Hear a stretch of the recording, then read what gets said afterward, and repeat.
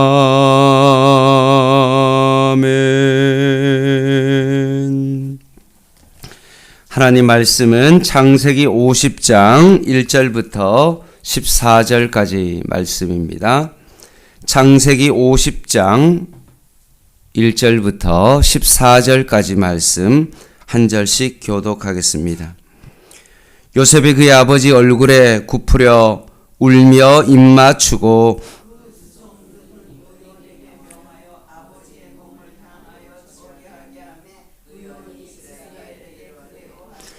40일이 걸렸으니 향후로 처리하는 데는 이 날수가 걸림이며 애굽 사람들은 70일 동안 그를 위하여 곡하였더라.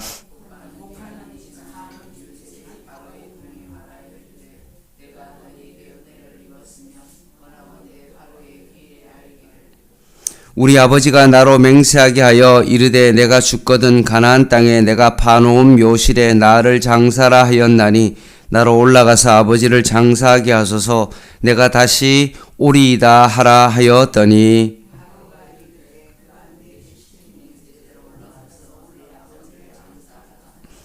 요셉이 자기 아버지를 장사로 올라가니 바로의 모든 신하와 바로 궁의 원로들과 애굽 땅의 모든 원로와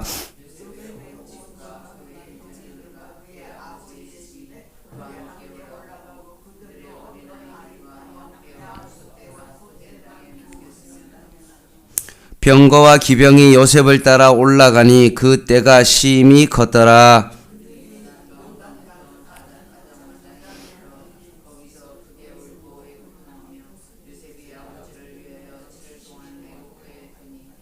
그 땅 거민 가나안 백성들이 아닷 마당의 애통을 보고 이르되 이는 애굽 사람의 큰 애통이라 하였으므로 그 땅 이름을 아벨 미스라임이라 하였으니 곧 요단강 건너편이더라.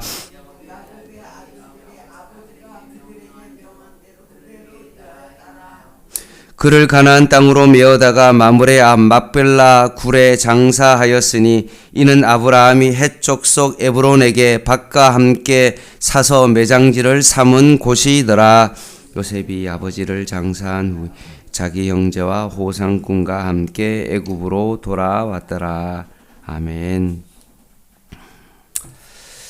지난주에 창세기 49장을 통하여서 야곱이 자녀들에게 유언적인 기도를 드립니다. 그 기도 속에는 축복도 있지만 사실 저주와 같은 그런 기도도 있습니다. 아버지라면 사실 그 저주의 기도를 아마 빼고 싶었을 것입니다. 자녀가 안 되기를 바라는 그런 부모가 없는 것처럼 아마 야곱이 그냥 아버지로서 자녀를 위하여 기도한다면 제 생각에는 그렇게 기도하지 않을 것입니다. 그럼에도 불구하고 그런 기도를 드린 이유는 그것은 아버지로서의 그런 아들을 위한 기도가 아니라 그것은 하나님의 대리인으로서 그 기도를 올려드렸기 때문에 그렇습니다. 그래서 그 야곱의 그 유언적인 기도는 우리들을 위한 기도이고 그것은 바로 하나님의 말씀이었기 때문에 그렇습니다.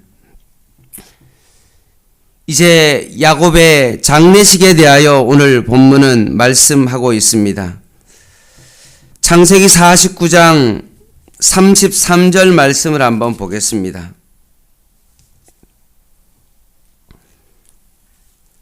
야곱이 아들에게 명하기를 마치고 창세기 49장 33절요. 바로 앞입니다. 그 밭을 침상에 모으고 그 발을 침상에 모으고 숨을 거두니 그의 백성에게로 돌아갔더라 라고 되어 있습니다. 마지막 유언적인 기도를 하고 야곱이 죽었는데 그 나이가 마지막 말을 한 그 나이가 147세였습니다. 그리고 숨을 내어 쉬었다. 그리고 그의 백성에게로 그의 열조에게로 돌아갔다라고 말씀합니다. 돌아갔다라는 그런 표현을 쓰고 있는데 그 말은 다른 말로 하면 죽었다라는 그런 표현이죠.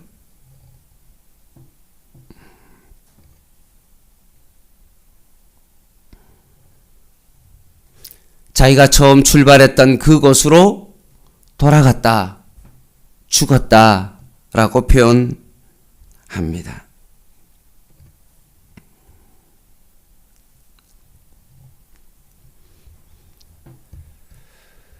우리가 인생을 살아가면서 때로는 여행을 떠나기도 하고 몇 주간의 어떤 그런 일이 있어서 외국에 가기도 하고 출장을 가기도 합니다.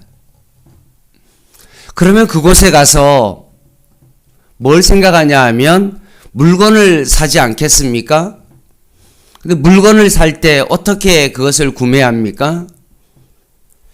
자기가 돌아갈 것을 생각하고 그것을 구매합니다.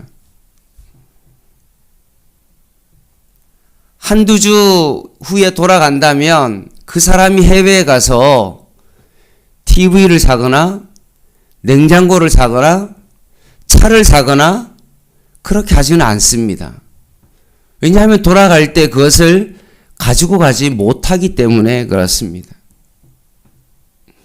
그것과 마찬가지로 우리의 인생이 이 땅을 살아가는 것이 사실은 영원한 하나님의 나라에 비하면 그것이 순간적인 그런 삶인데 우리가 돌아가야 될 그곳이 있다면 이 땅에서 우리가 정말로 사야 될 것이 사실은 한정되어 있을 것입니다.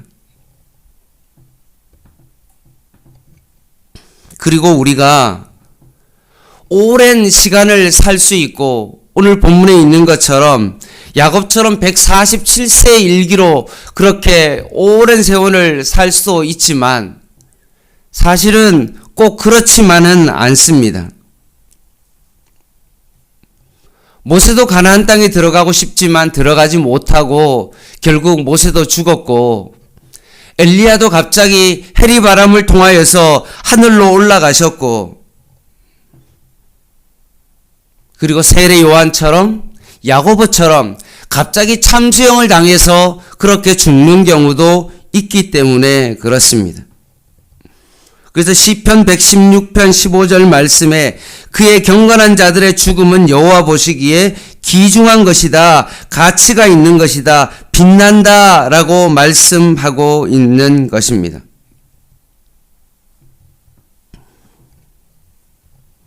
그래서 예수 믿는 사람의 죽음은 가치가 있다, 귀중한 것이다 라고 말씀하고 있습니다. 그러니 오늘 본문에 있는 야곱의 이 죽음은 자신의 고향으로 돌아갔다라고 표현하는 이 죽음은 다른 어떤 것보다도 귀중한 것이고 여기에 대한 깊은 깨달음이 있는 것입니다. 1절 말씀에 보면 요셉이 아버지의 죽음을 확인하고 눈물을 쏟으며 입맞추었다라고 말씀합니다. 사실은 우리나라로 말하면 야곱의 이 죽음은 호상이죠.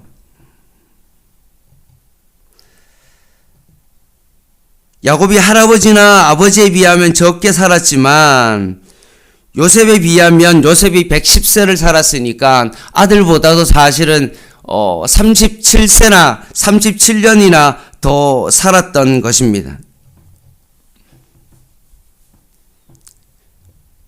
야곱이 바로를 만났을 때 내가 130년 동안의 험악한 세월을 정말로 살았다라고 그렇게 고백했던 것과 마찬가지로 험악한 세월을 살긴 살았지만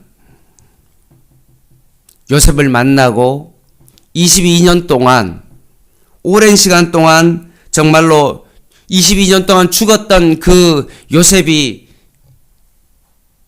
살아 돌아왔고 자신의 아들이 애굽의 총리가 되어서 마지막 인생은 사실은 그런 특별한 어려움이 없이 잘 살 수 있었던 것입니다.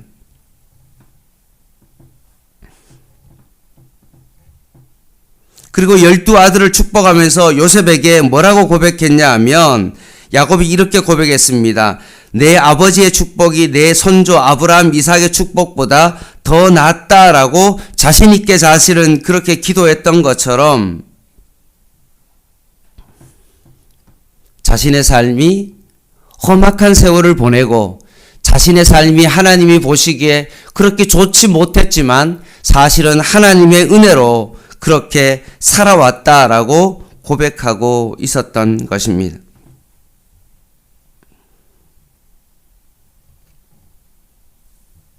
요셉은 자신의 뿌리와 같은 그 아버지가 돌아가자 울면서 굽으려 입 맞추는 요셉의 모습을 보게 되어집니다. 2절에 보면 요셉은 아버지의 시신을 미라로 만들게 했습니다. 몸을 향으로 처리했다라고 되어 있죠. 애굽 사람들이 이렇게 하는 이유는 먼 미래에 자신이 이런 모습으로 본래 몸으로 돌아온다라고 생각했기 때문에 비용이 만만치 않지만 많은 애굽의 사람들은 사람들이 죽으면 부유한 사람은 미라로 만들었던 것입니다. 애굽의 바로왕이 세상을 떠나게 되면 사람들이 72일 동안 애곡하는 기간을 가졌는데 야곱을 위해서는 3절 하반절 말씀에 보면 70일 동안 애곡을 했다라고 되어 있습니다. 이 정도면 국가 장례식과 같은 그런 장례식이었습니다.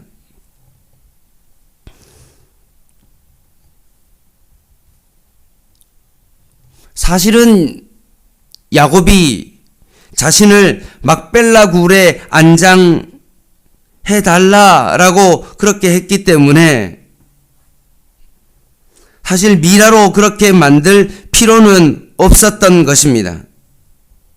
그럼에도 불구하고 요셉은 애굽의 그 장례법을 따라서 그렇게 했고 그리고 잘 그것을 사실 보존함으로 말미암아 자신의 고향으로 막벨라 굴에 아버지를 안장하는 일에 있어서도 오히려 미라로 만드는 것이 괜찮은 방법이기 때문에 지금 두 방법을 다 사용하고 있었던 것으로 보입니다. 4절입니다. 곡하는 기간이 다 지났습니다. 근데 요셉이 바로의 궁에 직접 가지 아니하고 대리를 보내어서 장례 휴가를 요청을 합니다. 왜냐하면 아버지의 장례가 치러지는 동안에 애굽 법원은 사람의 수용을 밀지 않습니다. 그런 초라한 모습으로 왕을 아련하기가 쉽지 않기 때문에 대신 사람을 보냈습니다. 히브리인들은 사실은 장례를 하면 오히려 수염을 깎고 정결하게 그렇게 하는데 애굽은 그렇게 하지 아니했습니다. 그럼에도 불구하고 요셉은 애굽의 그 전통을 존중했고 그 문화를 존중해서 수염을 깎지 않은 채로 있었기 때문에 사람을 보내어서 장례 휴가를 받았던 것입니다. 오늘 이것을 바라보며 요셉이 너무한 거 아니야 라고 생각할 수 있습니다. 왜 애굽법을 따라가 라고 그렇게 말할 수 있지만 그것은 잘못된 것입니다. 그냥 틀린 거죠. 문화가 틀린 겁니다. 문화가 다를 뿐입니다. 그렇다고 해서 그것을 잘못됐다라고 그렇게 말하기는 어려운 것입니다. 결국 바로왕의 허락을 받고 장례식을 시작합니다. 7절입니다. 장례하러 올라가는데 같이 따라간 사람이 누구입니까? 바로의 모든 신하, 궁의 원로들, 애굽 땅의 모든 원로와 요셉의 온 집과 그의 형제들과 그의 아버지 집이 그와 함께 올라갔다라고 되어 있습니다. 엄청난 사람이 장래 행렬에 동행을 했습니다. 꼭 이런 속담과 비슷합니다. 정성 부인이 죽으면 조문객이 문전성시를 이루고 정성 자신이 죽으면 아무도 오지 않는다라고 하는 그런 속담처럼 정성 부인이 죽으면 밥을 먹다가도 뛰쳐나가고 정성이 죽으면 밥을 다 먹고 간다라는 그런 말처럼 지금 야곱의 장례식에 엄청난 사람이 지금 동원되고 있는 것입니다. 병거와 기병까지 동원됐다고 그러면 뭔가 기갑부대까지 동원되어서 장례식을 지금 치르고 있는 것입니다. 10절에 보면 장례 형렬이 어디로 갔냐? 요단강 건너편 아닷 가시나무이라는 곳에 이르자 거기에서 일주일 동안 다시 애곡했다라고 되어 있습니다. 애굽에서 애굽식으로 장례를 치르고 가나안 땅에서는 다시 가나안식으로 장례를 치는 것으로 여겨집니다. 그래서 애굽 사람이 거기서 너무나 통곡하자 그곳 이름을 아벨 미스라임이라고 해서 각주의 밑에 있는 것처럼 애굽인의 통곡함이라는 뜻을 붙였던 것입니다. 근데 오늘 장례 행렬을 이렇게 자세히 보면 시내반도를 가로질러서 가네스 바네아를 거친 후에 여매로 돌아서 가나안 땅으로 들어갔습니다. 사실 고센 땅에서 가나안 땅으로 막벨라 굴에 있는 그 헤브론까지 간다고 그러면 사실은 긴 여행길이 아닙니다. 해변길로 따라가면 사실은 금방 갈 수 있는 길이거든요.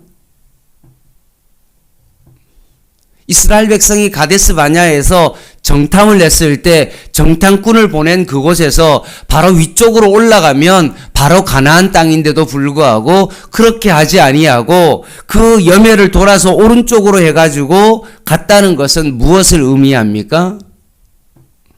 여러 가지 추측이 있는데 그곳에 블레셋 군대가 있기 때문에 그렇게 가지 못하고 돌아갔던 것과 마찬가지로 사실 이 경로가 어떤 경로입니까? 출애굽 경로와 동일한 경로로 지금 요셉이 장례 행렬을 통하여서 가나안 땅으로 들어갔다는 것입니다.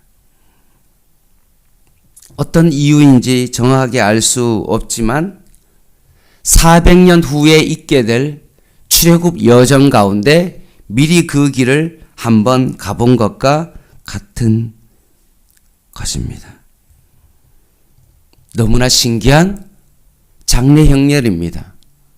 그냥 가야 될 그 길을 가지 아니하고 돌아서 그 길을 갔다는 것은 너무나 신기한 일입니다. 12절입니다. 야곱의 아들들이 아버지가 그들에게 명령한 대로 그를 위하여 따라 행하며 그를 가나안 땅으로 메어다가 마므레 앞 막벨라 굴에 장사했으니 이는 아브라함이 헷 족속 에브론에게 밭과 함께 사서 매장지를 삼은 곳이더라. 요셉이 아버지를 장사한 후에 자기 형제와 호상꾼과 함께 애굽으로 돌아왔더라 라고 되어 있습니다. 야곱이 요셉에게 애굽의 매장지를 선택하지 말고 헤브론에 있는 막벨라 굴에 매장하기를 유언을 남겼는데 결국 그 유언대로 그 땅에 묻히게 되었습니다. 말씀을 마무리하겠습니다.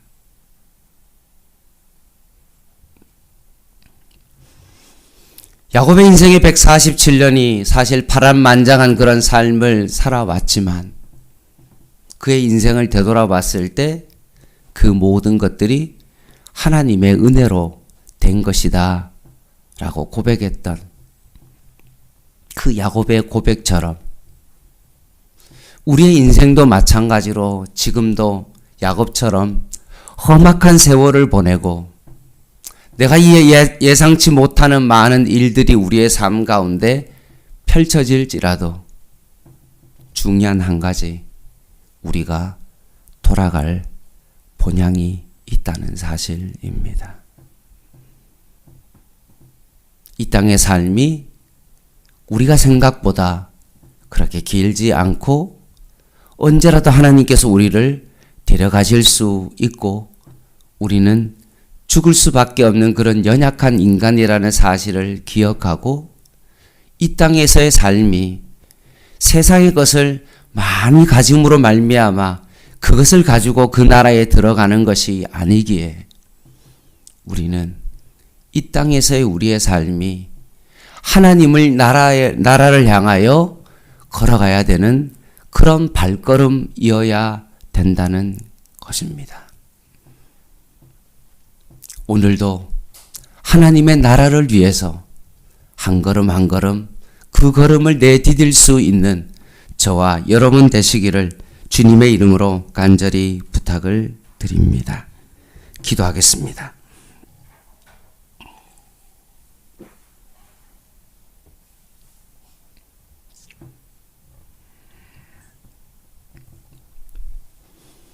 하나님 아버지, 야곱이 마지막 호흡을 내뱉었던 것처럼 우리도 이 땅에서의 마지막 호흡을 내뱉을 때가 있음을 다시 한번 오늘 말씀을 통하여서 우리가 바라보게 하여 주시고, 오늘 우리의 삶 가운데 어떤 일들이 펼쳐질지라도 우리가 돌아갈 본향을 바라보게 하여 주시고 하나님의 나라를 바라보게 하여 주시옵소서.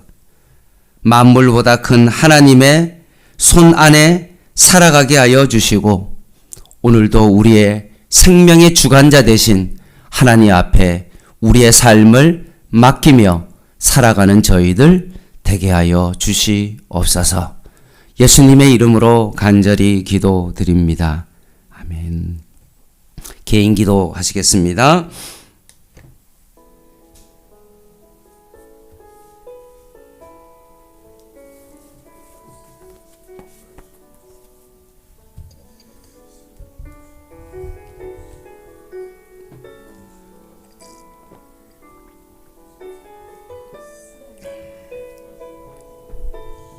하나님, 천년만년 살 것처럼 끝없이 내가 소유하고 더 많은 것을 가지려고 애쓰는 혹시나 나의 모습은 없는지 다시 한번 바라봅니다.